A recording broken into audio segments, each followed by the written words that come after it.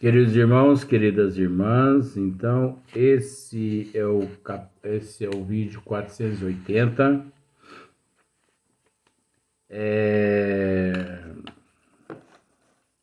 Perda do paraíso. Eu confesso a você que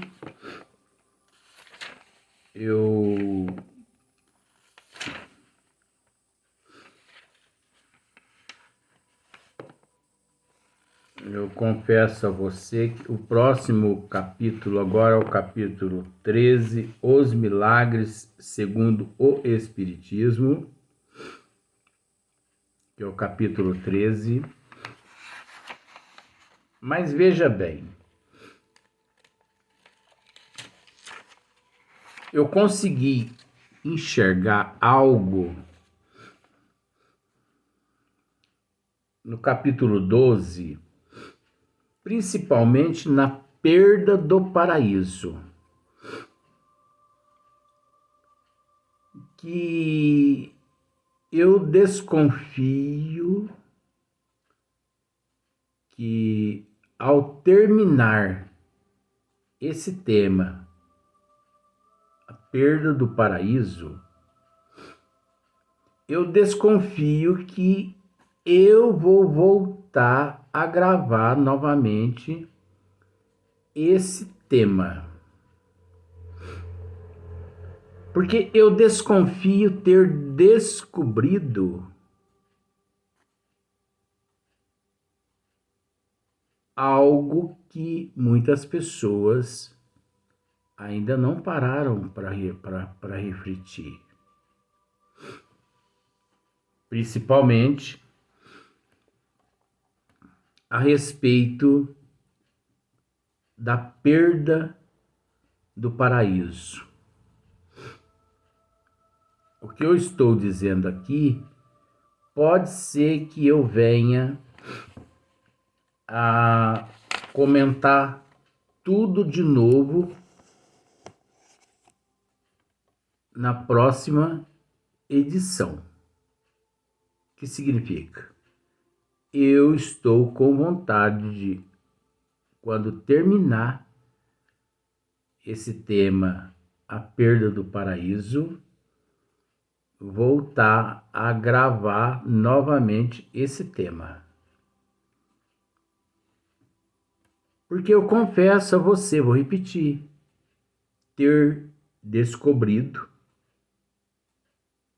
algo que muitas pessoas ainda não descobriram. E como Chico Xavier mesmo disse,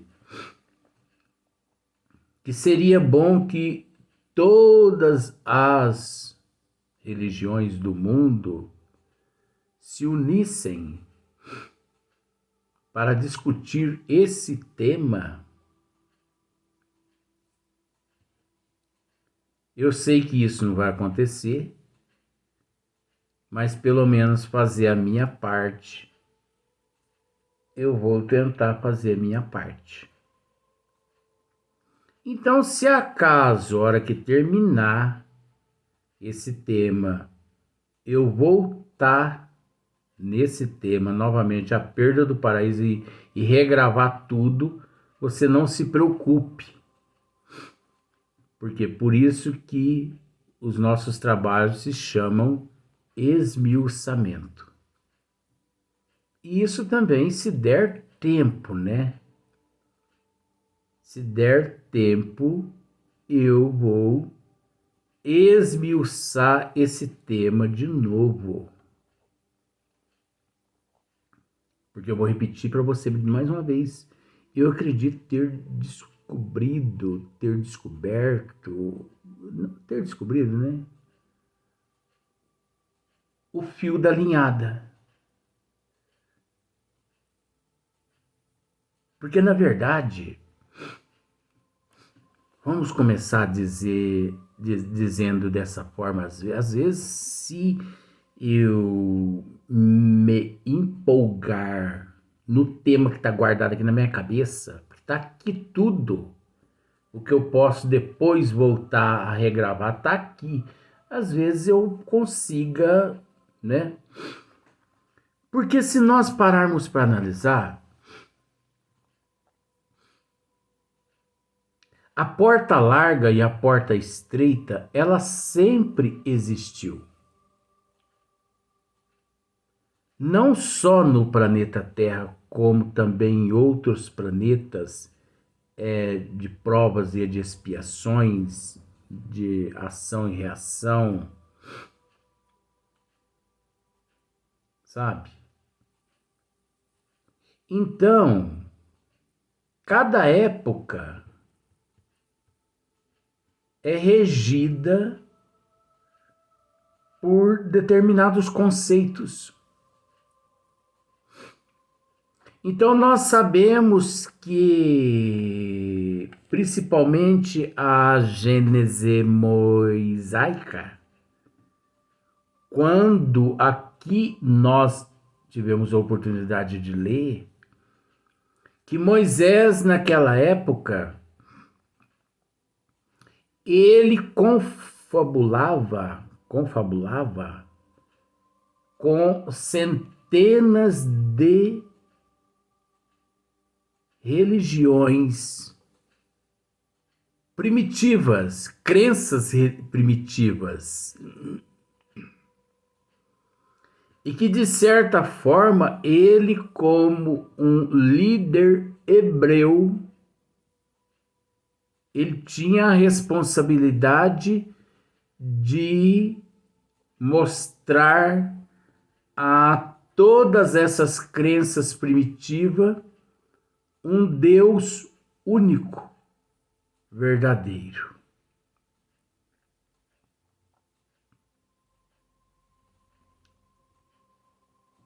É lógico que nem todos seguiram o líder hebreu, mas muitos seguiram sim o líder hebreu. E é preciso entender também que Moisés, naquela época, ele, tudo que narrou na forma de parábolas, fábulas, alegorias, mitologias, para que não impressionassem, para que não causasse aquele impacto no seio das etnias, no seio das teologias. Porque ele era um líder. E a responsabilidade dele era muito grande. Eu posso dizer a você, com todo respeito, por isso que eu acho que não vai precisar regravar novamente esse tema. Porque eu vou, não é enrolar não, mas eu vou procurar esclarecer algumas coisas. Por isso que eu acho que o líder hebreu tinha conhecimento da porta larga e da porta estreita a qual nós temos hoje. Ele tinha conhecimento. Só que, de acordo com o nível evolutivo dos seres, os quais ele líder era. Porque ele era o líder daquele povo. Ele era responsável por todo aquele povo. Em todos os sentidos.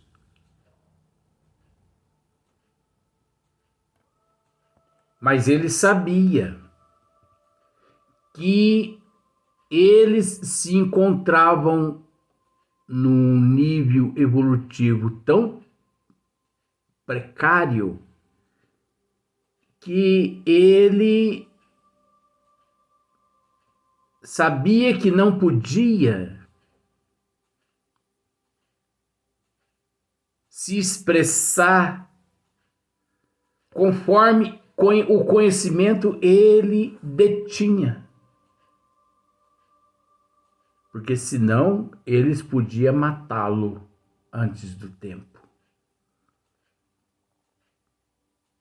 E assim, ele escreveu 613 mandamentos e 5 obras, o Pentateuco.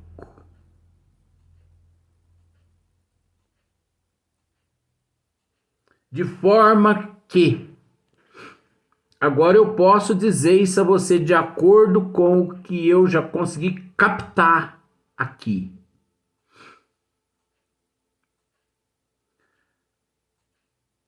Aquele processo de que Deus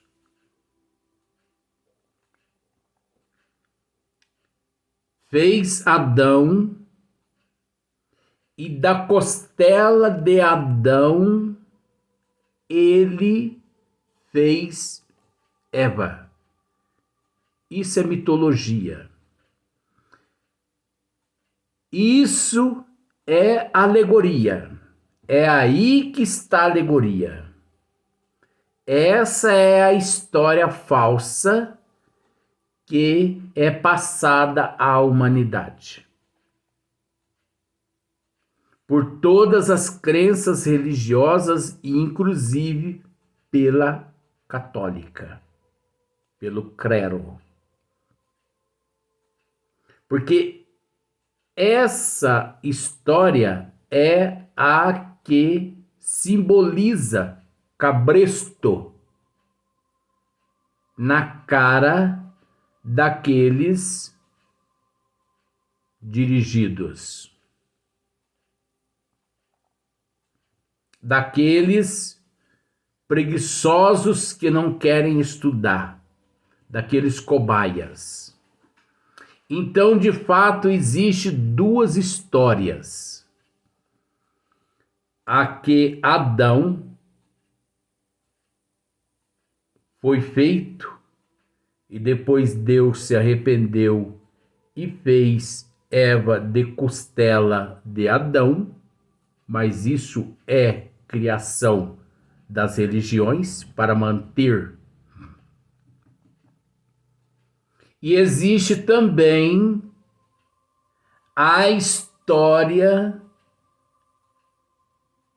do conhecimento dos desígnios de Deus que foram deturpados pelos bípedes, através da porta larga e da porta estreita. Como hoje, aqueles que detêm conhecimento, influenciado pelas trevas, partem para cima da humanidade, tentando desvirtuá-las, tentando levá-las para a porta larga. E é óbvio que uma minoria busca a porta estreita. É preciso entender que a porta larga é onde você perde a moral, perde o caráter, perde o intelecto. Esse perde é simbólico. Mas você naquela existência deixa de ter credibilidade perante a humanidade. Por exemplo, uma pessoa chega e te pede 10 mil reais e promete te pagar no fim do mês. 2 meses depois, você tem que ligar para aquela pessoa. Olha, me desculpe, mas confie em mim, prejuízo comigo você não vai ter. Esse é um termo do golpista. Você não vai ter prejuízo comigo. Você já levou prejuízo. Então a próxima vez que... Aí, por exemplo, depois de 6 meses ele te paga. Tá bom? Só que 2 meses depois ele volta e te pede 20 mil reais. Você tem os 20 mil, mas você não confia mais em emprestar a ele. Porque a doutrina dos espíritos, meu bem, aqui na Terra nos ensina da seguinte forma: errar é humano. Doutrina que nos ensina isso, viu? Escreva isso aí. Errar é humano, mas permanecer no erro é burrice. A doutrina que nos ensina isso. Você acredita nisso? Não precisa acreditar, não. Um dia você vai deparar nos livros que você está lendo aí, graças a Deus. E continue estudando. Devore as obras de Kardec. Não acredite no que você está ouvindo aqui, não. Tenha isso aqui como um ponto de referência para te estimular a estudar. Não perca teu tempo aqui na Terra com banalidades. Nós não fomos feitos para a banalidade, nós fomos feitos para lapidar a nossa banalidade que trouxemos de vida passada. Então, você consegue entender comigo, com todo respeito, que perder a confiança de um amigo, perder a credibilidade de um amigo, perder para um amigo o caráter que você tem, a moral que você tem, a confiança que você tem.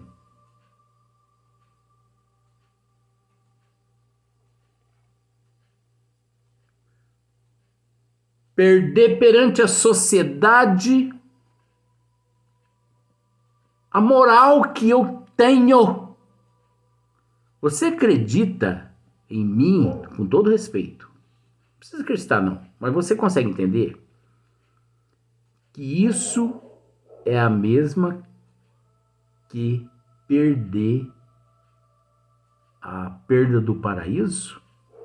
O paraíso é simbólico, gente. É o símbolo de um reino, tá? Escreva isso aí. Paraíso é o símbolo, é o nome de um reino. Porque existe esse reino na eternidade que chama paraíso. Você consegue entender que é o mesmo que perdeu o paraíso? Porque você perdeu aquela credibilidade. Você não pode recorrer mais a ninguém. Olha, eu tenho tantos amigos em paraíso assim, amigos tão humanos, que eu confesso a você que se eu chegar e pedir pouso na casa deles, eles abrem as portas da casa deles a mim. E permitem que eu pose na casa deles. Porque eles me conhecem. Eles conhecem o meu caráter. Eles conhecem a minha moral. Eles sabem que eu não sou capaz de infringir as leis do nosso Senhor Jesus Cristo. E você consegue reconhecer que eu perdendo isso é o mesmo que perder o paraíso? E você consegue entender isso? Você consegue entender? Eu peço-lhes desculpa, porque parece ser termos agressivos, mas não é. Mas você consegue entender que não aceitando isso é o mesmo que você adentrar pela porta estreita? Aceite, gente. Sofra. Pisa nas cobras. Pisa nos cacos de vidro. Pisa nos escorpiões. Porque no final, nosso Senhor Jesus Cristo, que lá estará à tua espera. Como, por exemplo, Lady Diane, né? A princesa Diane. Lady Di. Ela, quando ela desencarnou, que ela retornou à pátria espiritual, quem a esperava? Madre Teresa de Calcutá. Porque só Deus sabe o que aquela mulher, a Lady Di, viveu ao lado do príncipe, né, Charles. E a gente não vai florear isso aqui. Só Deus sabe quantos milhões de almas ela cuidou aqui no mundo através das ONGs. Ah, mas ela traiu o marido? Quem disse que ela traiu o marido? Ela não traiu marido nenhum. Ela vinha sendo traída pelo marido 20 anos antes de ser casada. Quando ela casou, até em quarto separado ela tinha que dormir, porque no quarto oficial quem dormia era a amante dela. E ela aguentou tudo quietinha. Ela aguentou tudo quietinha, calada. Um dia ela procura em vida, faz parte do tema. A porta é estreita, como por você ver que não é fácil. Um dia, Madre Teresa de Calcutá encontrava-se no corpo físico e Lady Di, a Diane, ela foi até fisicamente, porque nenhuma das duas havia desencarnado. Ela foi até Madre Teresa de Calcutá. Irmã, permitas que eu me transforme numa freira. Madre Teresa de Calcutá disse-lhe: não, minha filha. Você vai conseguir muito mais fora daqui do convento ajudar a humanidade do que aqui dentro. Use o teu prestígio. Você é uma pessoa humilde, você é uma pessoa do bem. Use o teu nome, o teu prestígio. Ajude as ONGs, ajude a humanidade, ajude os africanos, ajude os nossos irmãos. Aí ela saiu dali, conformada que o trabalho dela era do lado de fora do convento. E ela reuniu o mundo em prol dos necessitados. Mas naquele intermédio, Madre Teresa de Calcutá retorna à pátria espiritual. E ela, de tanto ajudar a humanidade, porque ela se sentia sozinha, sem ninguém, numa solidão imensa.